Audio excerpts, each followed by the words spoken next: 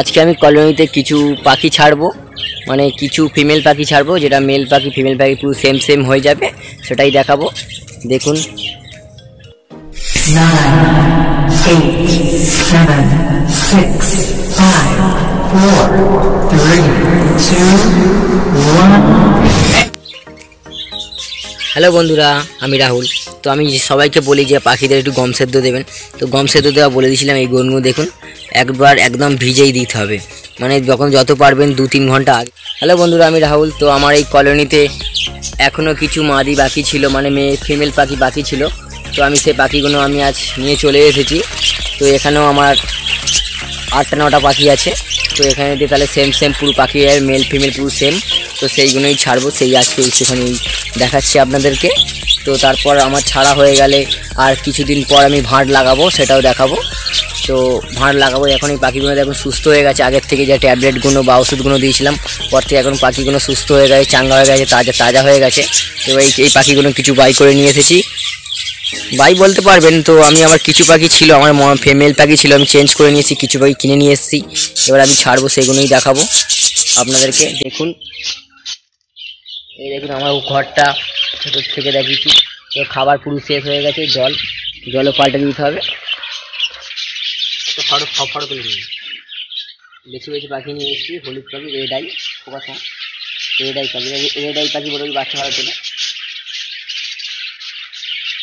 ছাড়বো।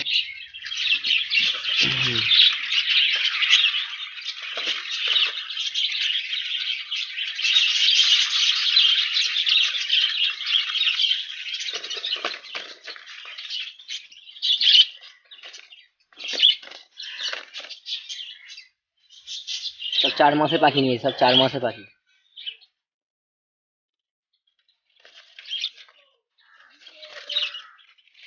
সব চারিদিকে পাখিগুলো দেখতে পাচ্ছেন, কালারগুলো দেখাচ্ছেন একটুখানি।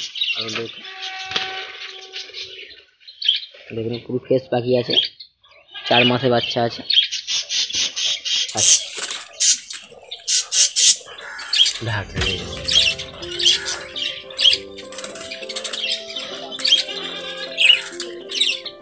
এই একটা পাখি আছে, এটা সব 4 মাসের পাখি, সেমই আছে পাখি নিয়ে।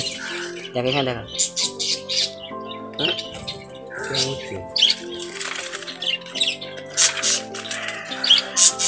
এই একটা ইয়েলো আছে, রেড আই মাদি, মানে মেল পাখি ফিমেল পাখি।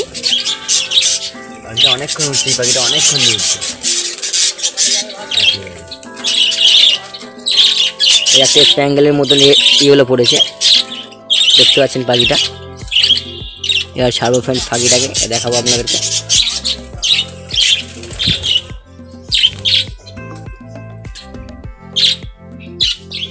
কটা এনেছিল? 10টা, আগে দুটো ছেড়ে দিয়েছি,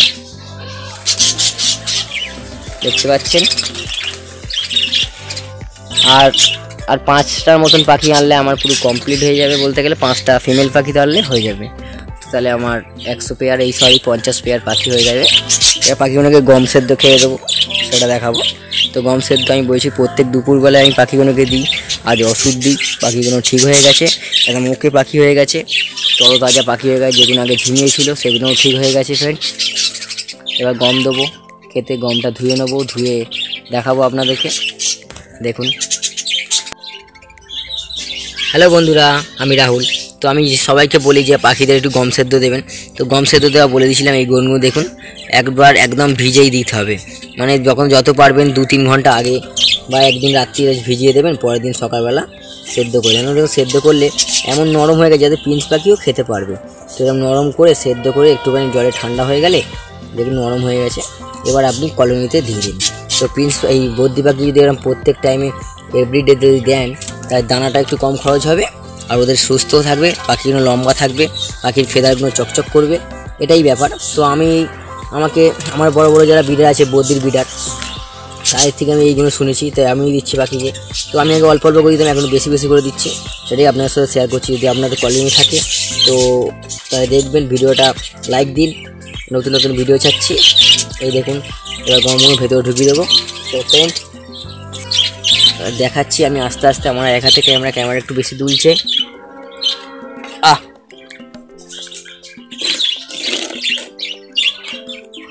দিয়ে দুপুরবেলা একটু জলটা চেঞ্জ করে দিতে হবে, খাবার জল। যদি দুপুরবেলা যা ওষুধ দেওয়ার সকালবেলায় আপনারা ওষুধ দিয়ে দেবেন, ওষুধ কখনো দুপুরবেলার দিকে দেবেন না। এটাই বলছি, ওষুধ এক টাইমটা দেবেন সকালবেলার দিকে। তো ওই দুপুরবেলা দিচ্ছেন, সকালবেলা দিচ্ছেন, তাহলে ওষুধটা কাজ করবে না, তো এক্ষুনি পাখিটা খেতে নামবে।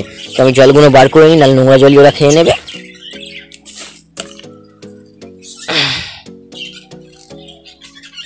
ফ্রেন্ড, আবার একটা নতুন কলোনি করব, সেটাও দেখাবো আপনাদের।